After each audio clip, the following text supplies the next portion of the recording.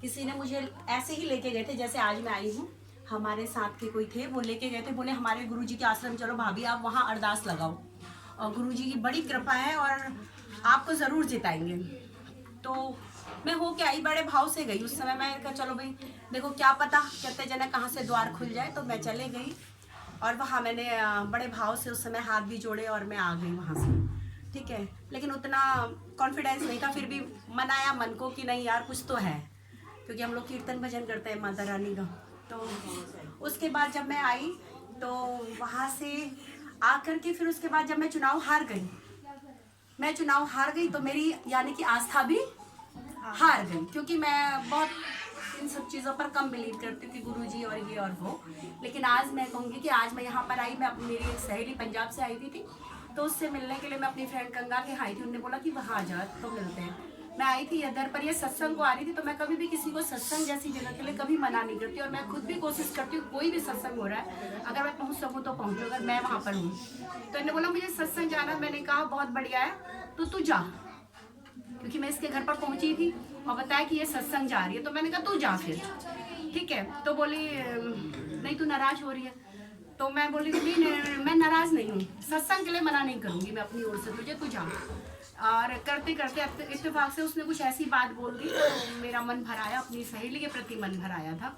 तो वो मेरा उसके प्रति प्रेम था कि मेरे से नहीं रहा गया उसके आँख का आंसू देखकर, और मैं उसके गले लगी। मैंने बोला चल मैं तेरे साथ चल रही, मैं भावनाओं के वसीभूत उसके साथ यहाँ आ गई। मैंने कहा छोड़ो, वो जो नाराज होगी देखी जाएगी। शायद गुरुजी का बुलावा था और आज गुरुजी से साक्षात्कार होना था।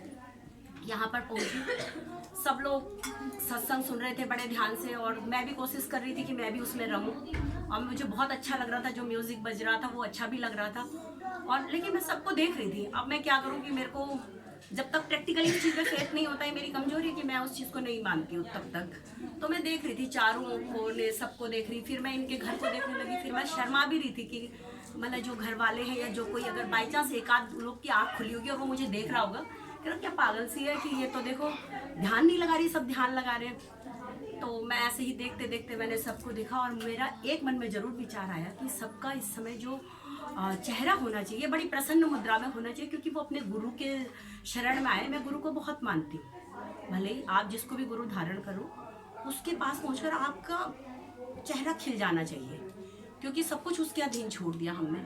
अब यहाँ पर आकर मैं जब सबको देख रही थी और सब ध्यान मगन थे और मेरी आंखें खुली, मैं इनके घर के चारों ओर जो है निहार रही थी। गुरुजी गुरुजी गुरुजी गुरुजी दिखाई दे रहे थे मुझे, सारे कोने लगाए रहे फोटो। मैंने कहा वाकई में मतलब जो भी ये सत्संग करा रहे हैं ये लोग वाकई में इनके प्रति बहुत आस्तिक हैं, और घर में बड़ी पॉजिटिव वेव मुझे खुद भी महसूस हो रही थी कि पॉजिटिव वेव है इस घर के अंदर। तो जब उसके बाद लास्ट में मेरे मन में आया कि सब अपने अपने ध्यान में मग्न हैं, तो चलो भाई मैं भी अपना ध्यान लगा लूँ। तो मैं भी लग गई अपना ओम नमः शिवाय का जाप मनी मन में करने के लिए। तो मैं भी ओम नमः शिवाय का जाप कर रही थी आंख बंद कर करके ऐसे ही। मुझे नहीं पता था इसके बाद सत्संग में ओम नमः शिवाय ही बजना, क्योंकि मुझे इसका प्रोसीजर नहीं पता था। लेकिन जब वो ओम नमः शिवाय मैंने देखा तो मैंने देखा कि मैंने अपने मन में एक क्वेश्चन था कि अगर तुम हो तो मतलब इस माँ के तुम भी भगत हो, मेरा मानना था। तो फिर उसके बाद देखा कि इतना बड़ा शिवलिंग मेरे सामने आया, और शिवलिंग के ऊपर गेंदे के फूल की बहुत सुंदर सी माला पड़ी हुई थी, और उसके ऊपर से जैसे कहते हैं ना गंगा की धार बहना, और दूध की गंगा, इतनी सारी गंगा का पानी इनके घर के यहाँ पर से बह रहा था। मैं अभी आपको बता रही हूँ और मेरा रोम रोम इस समय वो हो रहा है। और वो गंगा की धार से पानी बह रहा था, और ऊपर से जो है दूध की धार भी आ रही है, गंगा की धार भी आ रही है, पानी बह रहा है। और सामने गुरुजी जो है सफ़ेद वस्त्र में, वहीं पर मैंने जैसा देखा उन्हें, मैंने उन्हें सामने कभी नहीं देखा है, लेकिन जैसा मैंने देखा उनका प्रतिबिंब वही आपको बता रही हूँ कि उन्हें पतले से हैं, बहुत मोटे भी नहीं बहुत पतले भी नहीं है, जैसे आप हैं खुद जिनके घर सत्संग है कुछ इसी टाइप के मतलब शरीर का वो है, और लंबे हैं थोड़े, और सफ़ेद धोती पहने हुए। और शिवलिंग पे मैंने कहा कि भाई शिव के इसके अंदर शिव के वहाँ, तो उतने में मैं कह रही तो इन्होंने भी जल चढ़ाना चाहिए। तो वो भी शिव जी को जल चढ़ाते हुए दिखे। उतनी देर में ओम नमः शिवाय का जाप लग गया, और फिर उसके बाद मैं भी जाप करेंगी, देखा। फिर उसके बाद शिव जी की आरती हो गई। मैंने कहा इसका मतलब शिव के उपासक भी हैं, और बहुत अच्छा लगा। ये वाकई में कोई परम शक्ति है, इसमें कोई दो राय नहीं है, क्योंकि आजकल ढोंगी और ये चीज़ें बहुत ज़्यादा हैं, लेकिन एक सत्य जहाँ होता है वो साक्षात्कार कराता है स्वयं। उसे कहना नहीं पड़ता तू मतलब वो खुद अपने आप महसूस होता है आदमी को कि ये सत्य है। तो वाकई में आज मुझे लगा गुरुजी आपको सत सत नमन है, मेरा प्रणाम है। और आज उस दिन मुझे जब मैं वहाँ आई थी तब मुझे शायद इतना वो नहीं था, लेकिन आज लगा कि कहीं न कहीं आप वाकई में बहुत अद्वितीय शक्ति है। और आपको मेरा सादा नमन है, आप सब लोगों को भी।